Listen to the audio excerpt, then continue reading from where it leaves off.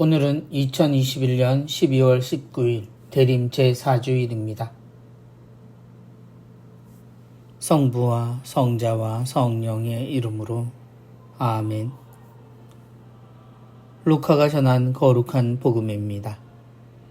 그 무렵 마리아는 길을 떠나 서둘러 유다 산악 지방에 있는 한 고을로 갔다. 그리고 스가랴의 집에 들어가 엘리사벳에게 인사하였다.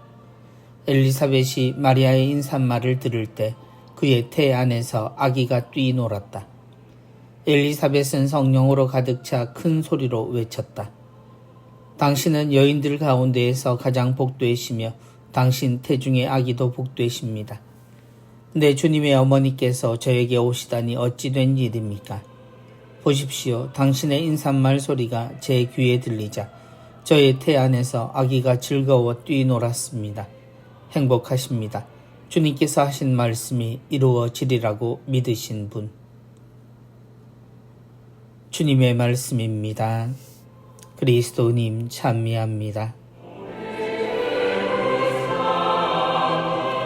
행복하십니다. 주님께서 하신 말씀이 이루어지리라고 믿으신 분. 주님의 탄생을 앞두고 우리는 성모님께서 엘리사벳을 찾아 인사하신 사건을 먼저 만나게 됩니다.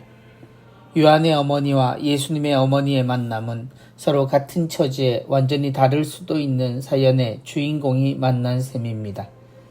물론 주님과 예언자의 사전 만남의 의미는 뒤로 미루더라도 말입니다.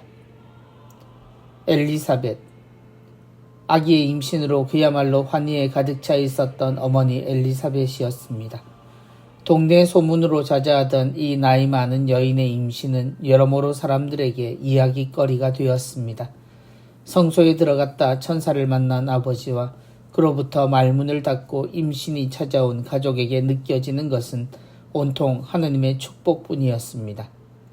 아이를 낳지 못하는 것이 평생의 죄로 또 상처로 남은 여인에게 남편이 가져온 소식은 그 자체로 놀라운 것이었습니다.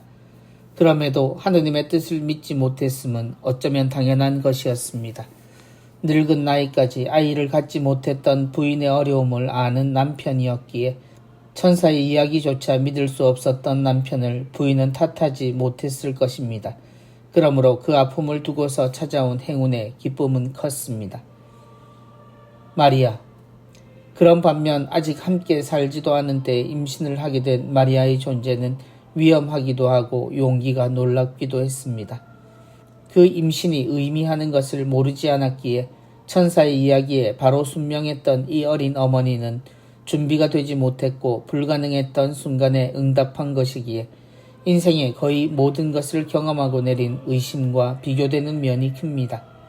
이 선택은 같은 불가능의 임신이었지만 말 못하는 기쁨이 엘리사벳에게 내린 반면 성모님에게는 목숨을 거는 선택이었고 두고 사람들 사이에 말이 될 만한 불행을 각오하는 결정이었습니다.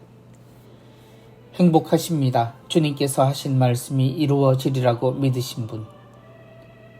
나이 많은 이에게 인사를 받고 축복을 받는 성모님, 그 임신의 가치를 아는 이의 인사이기에 성모님이 들었던 거의 유일하다시피 한 위로와 존경의 말씀이었을 겁니다. 그제야 당신이 꿈꾸는 하느님의 세상을 말할 수 있게 된 성모님의 마음은 안심이 되었을지 모릅니다.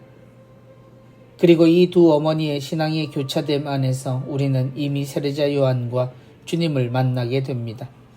하느님을 통해 세상에 나게 되었음을 알았던 요한이었고 그는 하느님 안에서 살며 세상에 하느님의 뜻을 목숨을 다해 전했던 예언자가 되었습니다.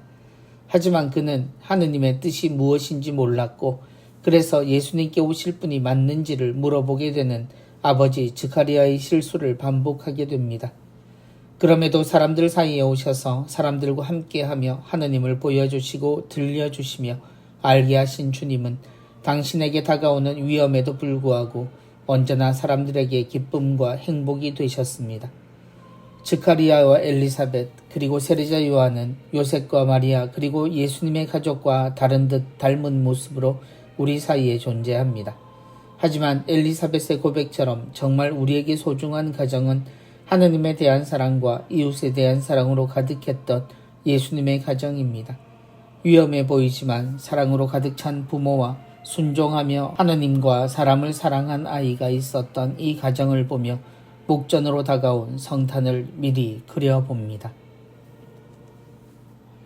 성부와 성자와 성령의 이름으로 아멘.